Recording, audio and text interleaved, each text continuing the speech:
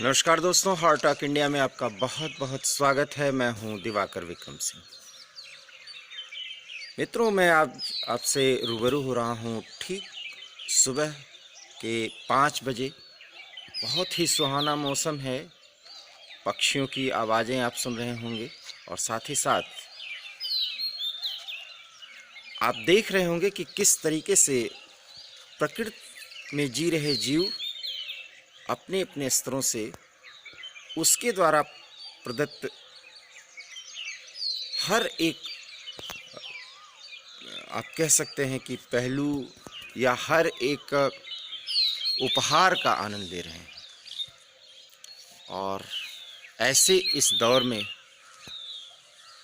इंसान सांस लेने को मजबूर हो रहा है। क्या कभी आपने सोचा है कि ऐसा क्यों हो रहा है?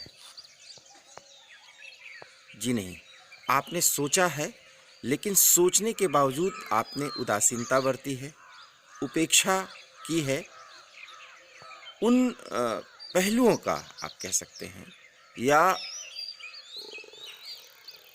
उन इशारों का जो प्रकृति ने हमें दिया, लेकिन हमने समझा नहीं।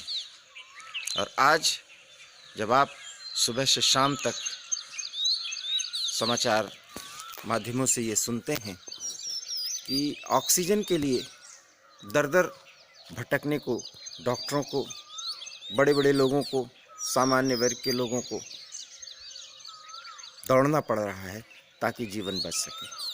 लेकिन क्या आपने कभी सोचा है कि प्रकृति ने हमें ऑक्सीजन की इतनी मात्रा दी है कि अगर हम उसके द्वारा बताए गए जीवन पर चलें तो ये समस्या ही उत्पन्न न हो।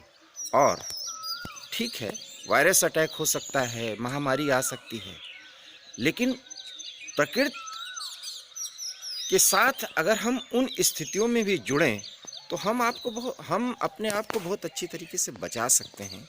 न सिर्फ बचा सकते हैं बल्कि दूसरों के लिए प्रेरक भी बन सकते हैं।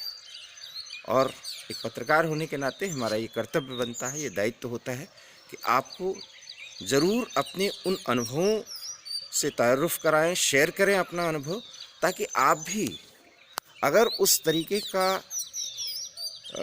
तरीके की जीवन शैली अपना सकते हैं, कुछ प्रयोग कर सकते हैं, तो इस कोरोना के कहर काल में आप ज़्यादा मजबूत स्थिति में इसके खिलाफ लड़ाई लड़ सकते हैं। और अगर आप इसके खिलाफ लड़ाई लड़ते हैं तो न सिर्फ आप अपने आप को बल्कि समाज को, देश को मजबूत करते हैं। तो चलिए मैं आपको बताता हूँ कि आजकल कोरोना का कहर और कोरोना के वेरिएंट पर इतनी चर्चा हो गई है कि मैं अगर उसी बात को दोहराऊंगा तो आपको बहुत अच्छा नहीं लगेगा। वो इसलिए क्योंकि ये चर्चा 24 घंटे में जब भी आप किसी समाचार माध्यम से जुड़ते हैं तो आपको मिलती रहती है और आप उससे बोर हो जाते हैं। लेकिन मित्रों, ऑक्सीजन सिलेंडर से पहले अगर आप जहाँ भी रहते हो वहाँ सुबह उठने के बाद अपने छत पर, अगर गांव में हैं या शहरों में भी, तो आप पेड़ों के नज़दीक जाएं और तेज़ तेज़ सांस लें। ठंडी मंद बयार और पेड़ों के पास से अपने आप को गुजारने का प्रयास करें। पक्षियों की चहचहाहट का आनंद लें। सूरज उगते समय और उस समय प्रकृति की जो स्थिति होती है उससे अपने आप को जोड़ें। आप सहज महसूस करेंगे कि आपके सांस की गति बहुत ही अच्छी होती जा रही है। हालांकि ये एक यौगिक प्रक्रिया भी है, या क्रिया आप कह सकते हैं, अगर आप योग और ध्यान से कुछ जुड़े हैं।